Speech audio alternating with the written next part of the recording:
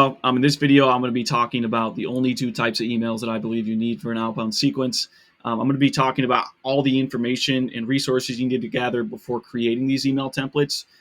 It's essentially the exact process that I've used for myself and that I use with clients when I'm creating messaging for them or helping them come up with messaging. And I like this process because it keeps things super simple, and it's a very easy and effective way to just reduce the writer's block when it comes to writing your emails and creating your sequences. So the first step is the setup, and I believe there's 6 questions you should ask yourself and 6 ways you should brainstorm before going in and creating your sequence and building out your email templates.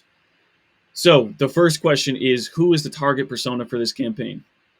I'm always a fan of keeping your campaigns targeted towards one persona each. I think once you start adding 2, 3, 4 different types of personas into one campaign, it's going to kind of dilute the messaging. It's going to be less relevant. And so for that reason, I always just try to stick to one persona per campaign. I think that's pretty common in general, but I do want to just iterate on that. So get super clear on who that persona is and what their job title is. The second question is, how is this persona getting the job done today? So regardless of what you sell and who you sell it to, somebody or that person is getting the job done without you, whether that be with a competitor or some sort of manual process. And so what you want to do is list out all of the likely ways that they're getting the job done without you. Again, whether that's a competitor or some sort of manual process. And then you want to force rank them in terms of which one is most likely down to which one is least likely. So this is sort of a brainstorming exercise, and you'll see how this all ties in together in later slides. But essentially, you want to write all of your answers from the perspective of the customer. So imagine you're interviewing a customer, and you tell them, a current customer of your software, and you tell them, hey, how are you getting the job done without us, prior to you buying our software? And you want to list the answers exactly as they would say them. And so for the third question, what are the top 2 pain points you solve for that persona? So when people are using the manual processes we talked about before, what are the pain points that occur as a result of that? You want to list out all the ones you can think of and then force rank them again and pick out the top 2. And once again, write that in the way that the customer would explain it. So we're using the customer's language. Number 4, what are the top 2 prospecting signals you can find that indicate they are likely having these problems? So whatever the top 2 pain points are here that you came up with, what are some prospecting signals you can find that indicate to you or give you some sort of hypothesis about what those current pain points are? And so people also call these buying triggers, whatever you want to call them, right? It's just ways to do research and find indications that people are having these problems from exterior research. And so number 5 is, how would your customers describe the benefit of using your solution? And so again, imagine you're interviewing a customer who was using one of these manual processes. They were experiencing those pain points as a result. What is the benefit of them using your solution? That's your value proposition, but you want to use the value proposition in the customer's language, right? And so obviously it's best if you can actually interview a few customers that have this exact job title and they're the same persona you want to target, and just ask them these questions and do that for your brainstorming. But you can also listen to call recordings, just look at your internal resources or talk to your team. So that's a big one, right? You want to list out the value proposition exactly as the customer would describe it. And then the last one, this is more just an information gathering exercise. What is all the collateral you can use to support this claim? So whatever your value proposition is, are there any offers, guarantees, statistics, case studies, images, videos, or resources that you can use to support that above claim?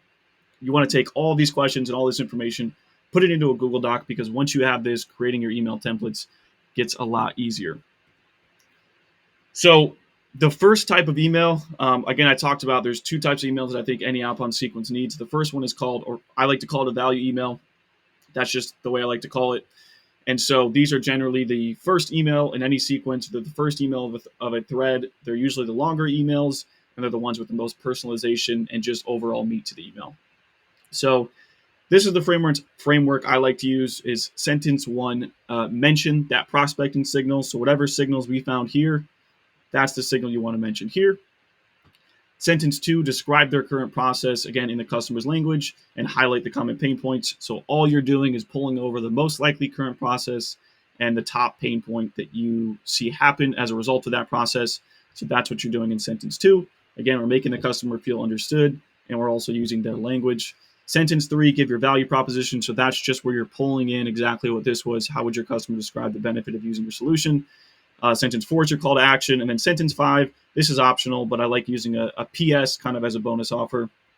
A lot of people have talked about this on LinkedIn, but anytime you have some sort of supporting case study or offer a guarantee, again, whatever that collateral is, in lots of cases, it makes sense to just include that as a PS in the email. This is an example you can check out right here. So again, we're mentioning the signal here.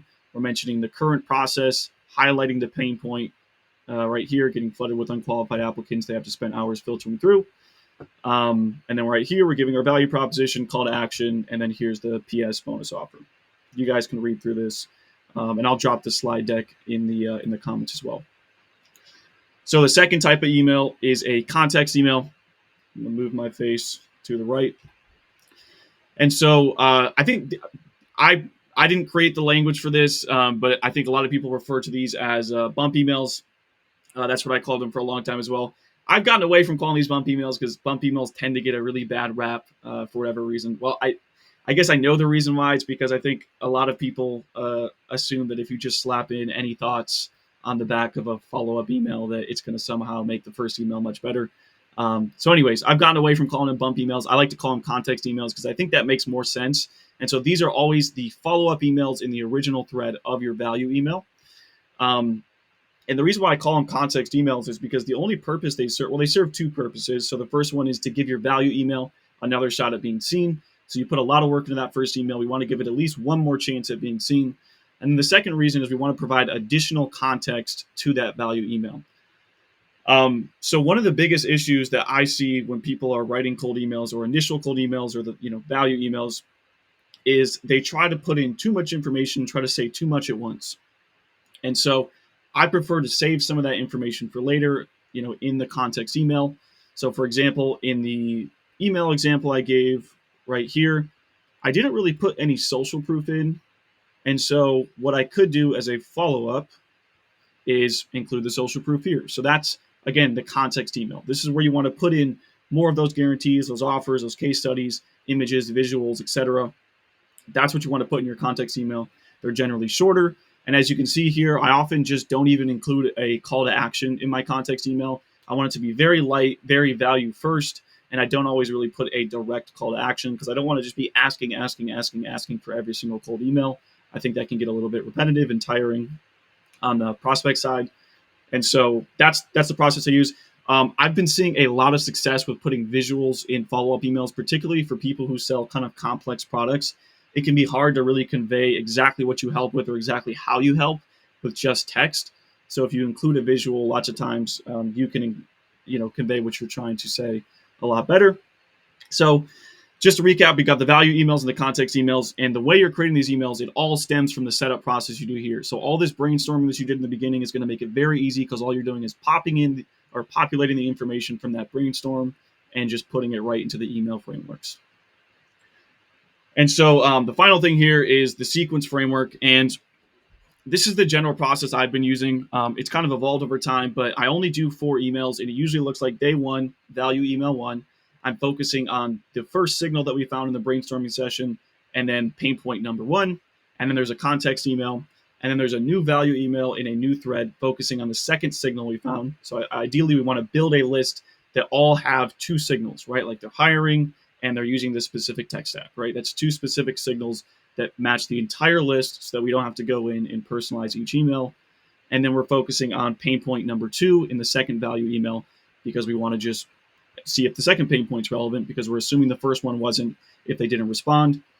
And then the next context email. So it's super simple. It's a very easy way to create the sequence. One thing I will say is that a lot of people have asked me why only 4 email sequences, because I know a lot of people are doing like 8, 9, 20 plus step sequences. And I do know a lot of people that do shorter email sequences like this as well. My whole opinion on it is a couple things. If it takes you 8 emails to get a meeting with somebody, I feel like you're burning through your TAM. That's one reason. Second reason is I always want to sell the way I would like to be sold too. If any of you guys have been in a sequence and you started getting your 6th, 7th, and 8th email, have you really actually enjoyed it? I think the answer is no. If they haven't answered the first 6 times, why are they going to answer the 7th and 8th time? Like you might get a few meetings later on, but you're pissing off too many people to get there anyways. And the third thing is just because of deliverability, One of the biggest reasons why people mark you as spam is because they keep getting emails from you and they can't shut it off, right? And so they'll mark you as spam. That obviously hurts your deliverability. And so my opinion is like, look, if I can't get somebody's attention in 4 emails, my messaging or my targeting was not good enough. So I have to rework it and figure out what to do next. So that's pretty much it. Again, I'll drop the slide deck in the comments. Let me know if you guys have any questions or thoughts on this. But I figured I'd share it because this is the process I've been using with my clients, and just particularly this brainstorming session. There's a lot of confusion around like how many emails do I need to create? What should the emails look like? What sort of information do I need? And I think these 6 questions kind of answer everything you need to know about creating your email templates. So yeah, hope this was helpful. Video is a little bit longer than I wanted it to be, but oh well, I think we went through everything we needed to.